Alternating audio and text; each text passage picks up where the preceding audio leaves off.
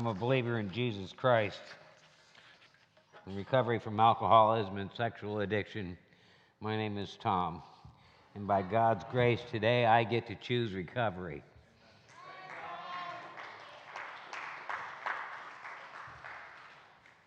In the summer of 1983, I turned 30 years old. But my life, in my view, was basically over. I was done. I was physically, spiritually, morally, mentally bankrupt. I looked, smelled, acted, and thought like the chronic drunk that I was. My driving privileges were permanently revoked. I was unemployed and unemployable. I had been arrested many times for alcohol-related offenses. I weighed 120 pounds as opposed to 140 or so that I weigh now. I did not bathe regularly, my teeth were gone, and I was living as an unwanted guest in my soon-to-be ex-wife and 3-year-old daughter's apartment. And if you had asked me when I was younger, well, I was 8, 9, 10, 11, and 12, when I thought about those things, if you had told me that's what my life would be like, I wouldn't have believed you. And so I have to look back and say, so how did I get there?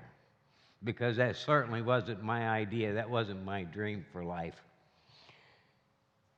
And I guarantee you, if I thought about those things at that time, it was not with that kind of hopeless desperation I experienced then. And hopefully, if I flesh this story out just a tiny bit, you'll be able to see God's grace, God's patience, God's mercy, forgiveness, and His love.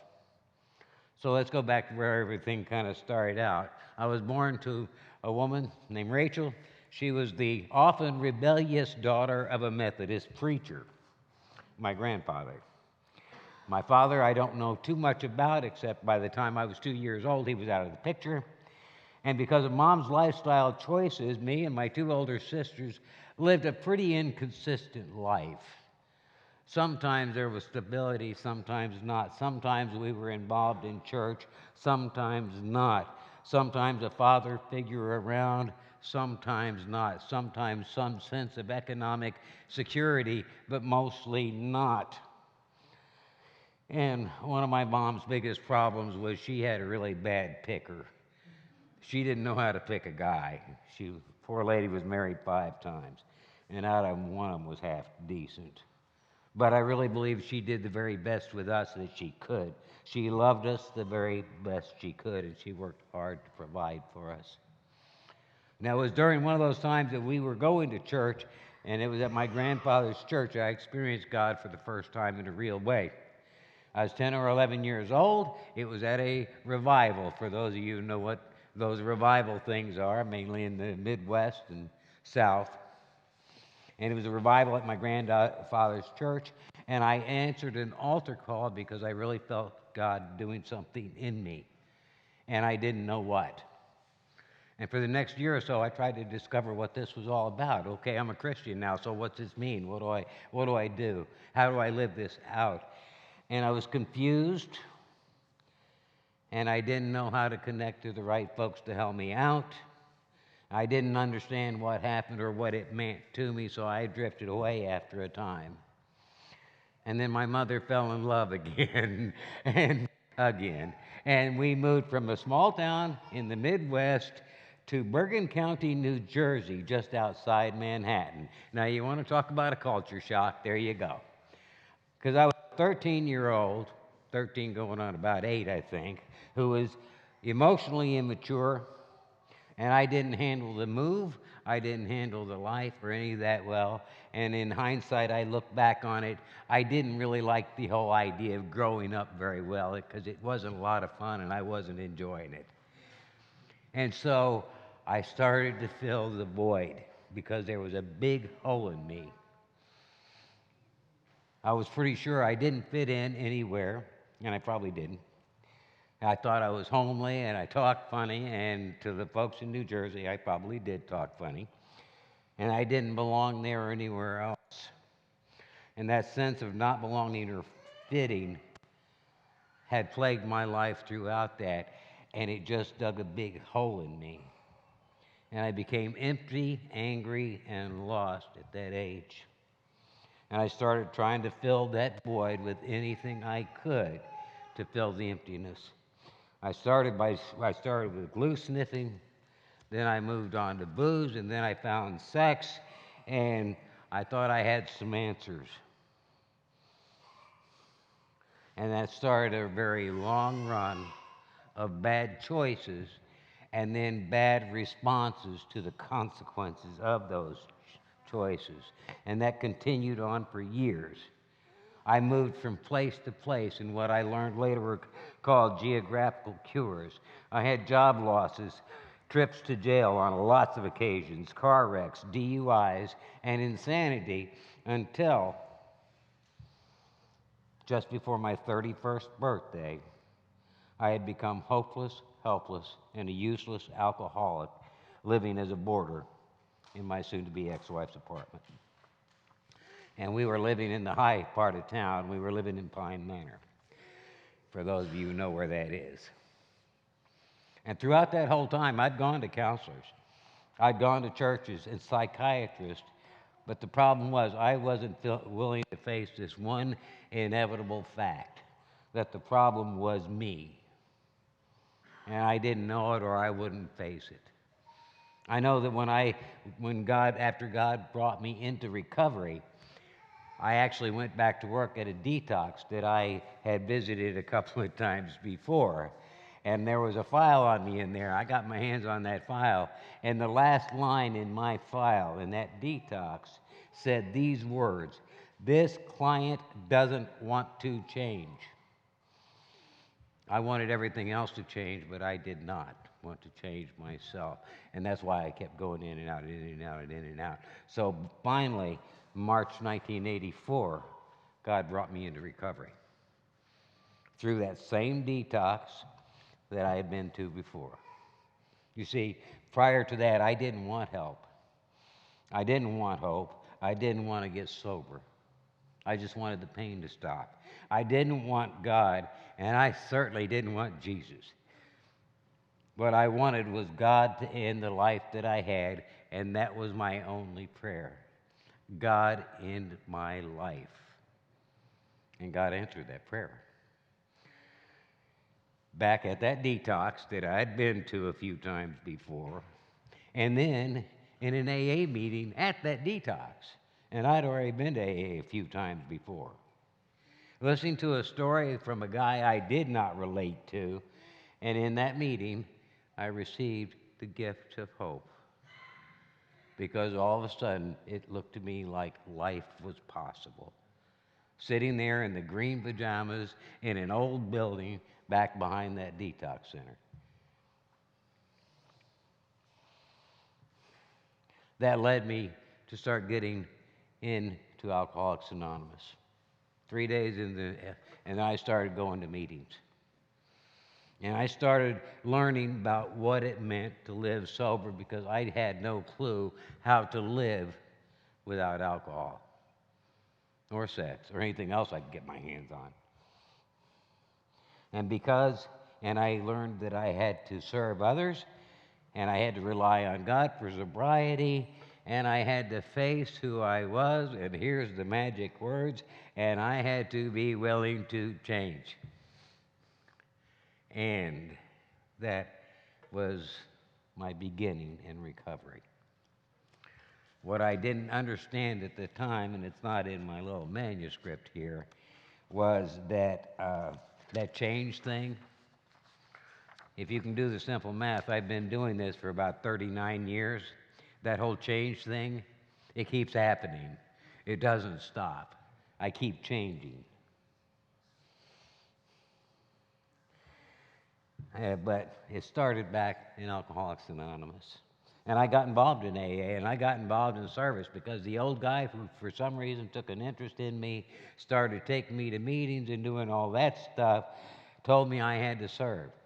He started me making coffee, doing all those little things that make meetings happen. And this didn't wait until after I'd worked through all the steps. This was a few weeks in. Service begins, for me, the day you make a decision you're going to stay. And that's That's personal. That's my decision. But because I was given that gift of sobriety, I got involved. I worked through the steps to the best of my ability with a sponsor, and I continued to study and work the steps. Guess what? Here we all are all these years later. I continue to study and work the steps to continue to grow and change in my recovery. And I continue to be of service where I can. When I first came in, I went to tons of meetings, and I was involved in service. And after a little while, I met this lovely lady named Barbara. I met her because she was in Al-Anon, and she should have known better. But anyway, we dated, we lived together, and we started going to this really nice little church over in the Cape, and we got involved there. And we got married in a Christian ceremony by a preacher in a church. I want you to know her Jewish mother was not impressed by that, but that's another issue. And so we started building a sober life together. So here I am. I was a couple of years sober, I think 4 at the time. I'm trying to figure out what it really meant to be a Christian. I was trying to figure out how to live sober, how to be a father to that child that I had never learned how to be a father to, how to be a stepfather to her children, and how to be a husband to her. And all in all, I was going through the process of trying to grow up, and at the same time trying to be a parent. Don't you know that isn't a trick? But throughout that time, I was still struggling with this relationship with Jesus. I was doing the religious stuff, and I think I believed what the Bible said about Jesus, but this personal relationship, I was still struggling with it. Now, I want to take a little side trip here because I started to realize through my steps and through everything else that sex was always an issue. My relationships with women were always strongly based in sex, and they were also always codependent. I told you this recovery thing continues on. That's part of the reason why. So consequently, before I married Barbara, I didn't know anything about love at all, because all of my relationships had been based in sex and codependency. I did have a problem with pornography, both in print, film, and later on in the internet. And it became a bit of a problem in that marriage, although technically, I guess I was faithful to her by my standards at the time until the day she passed away. Because we'd been sober about 8 years or so, and she started developing very odd symptoms. And ultimately, they diagnosed it with a disease, a neurological disease, very similar to Lou Gehrig's disease. And over the next year and a half or so, she deteriorated physically until on April 17th of 97, my wife Barbara passed away.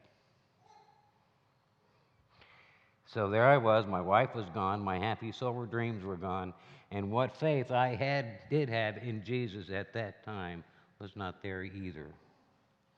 I was left with the grief, the guilt, bills I couldn't manage, and a growing sexual addiction.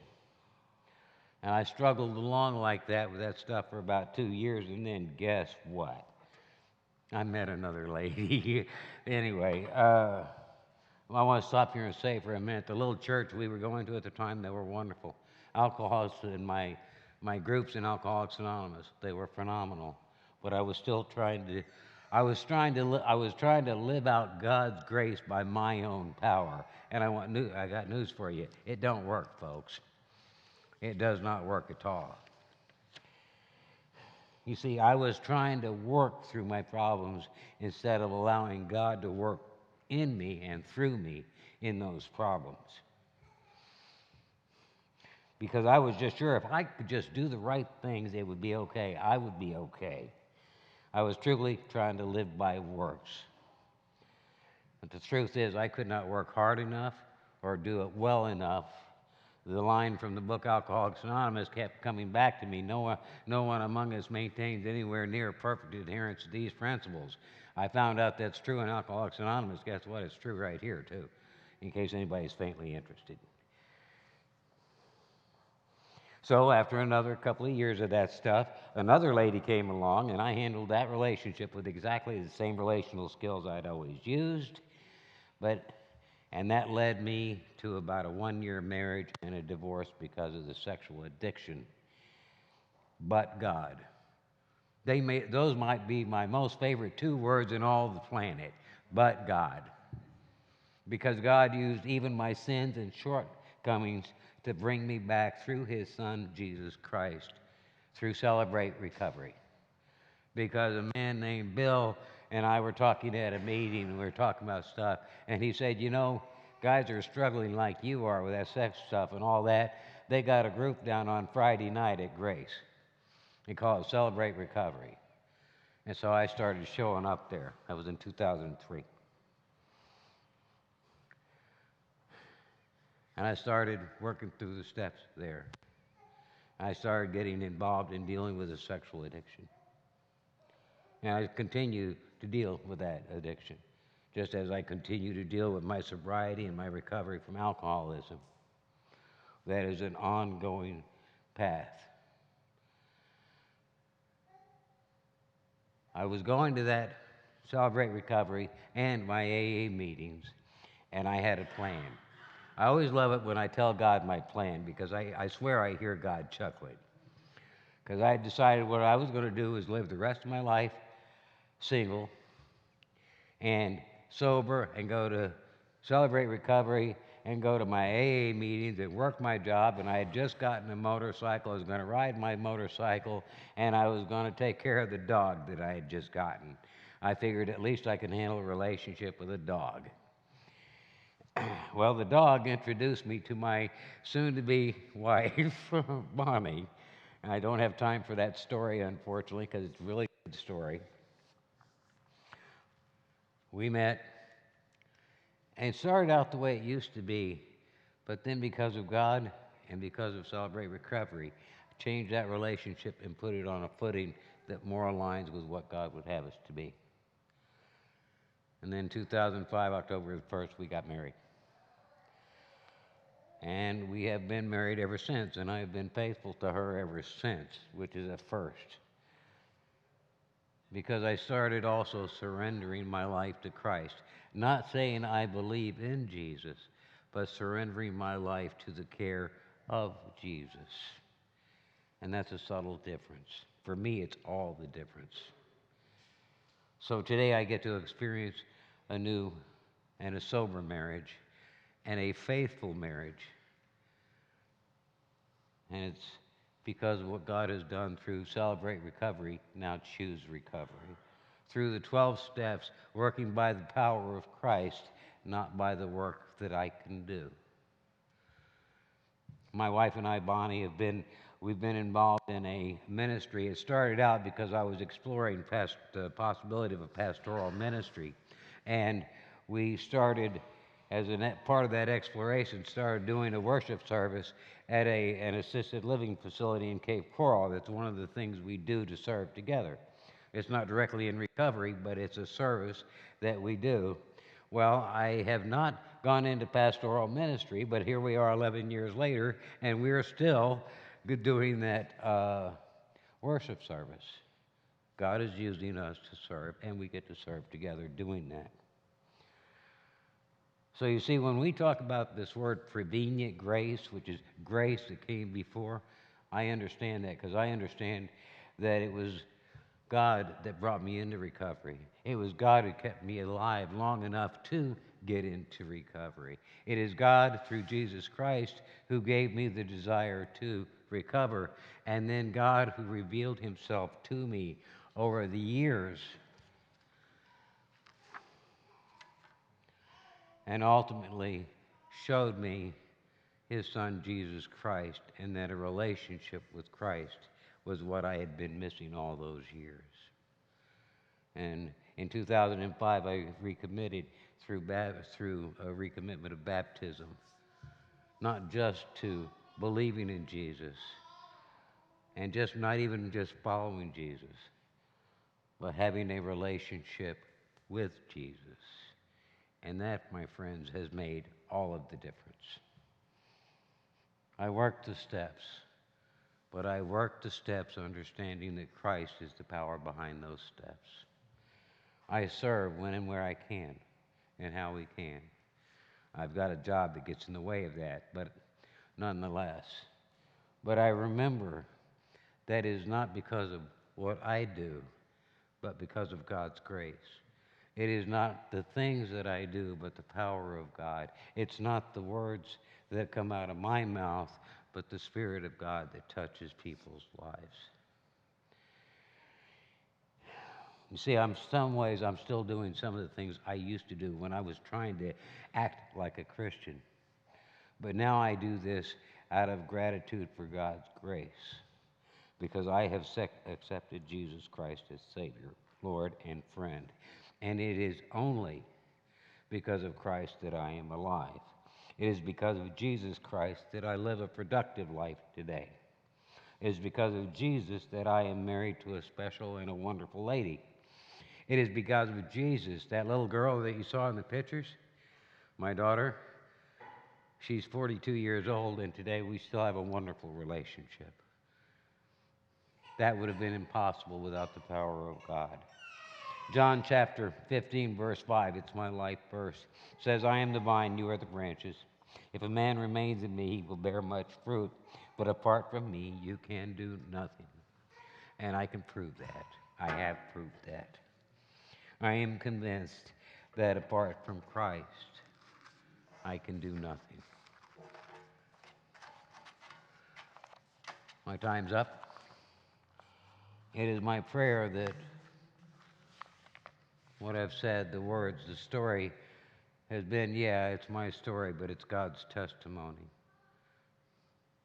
It is the life I've been given to live, but it is only made livable by the power of God working through His Son, Jesus Christ. Can I invite the band to come back up, please?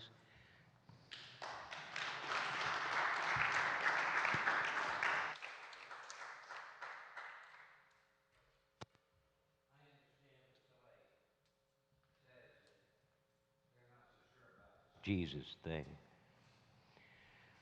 And what I finally found out was I don't have to be sure in order to accept Jesus. All I had to do was make a decision that it was about Jesus working through me, not me working this out on my own. So if you struggle with the God thing, or if you're just struggling with life and saying, God, where are you? You know, God's okay with that question.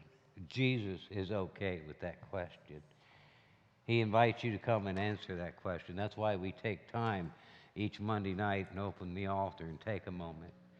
Bring the question, the doubts, the fears. Ask Jesus to come into your life if you have not.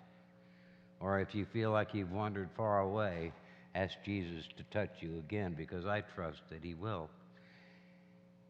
So we open this altar, and as the band plays, we invite you to come with your doubts, your fears, your questions, or your praises, because of Jesus Christ, and He will hear you.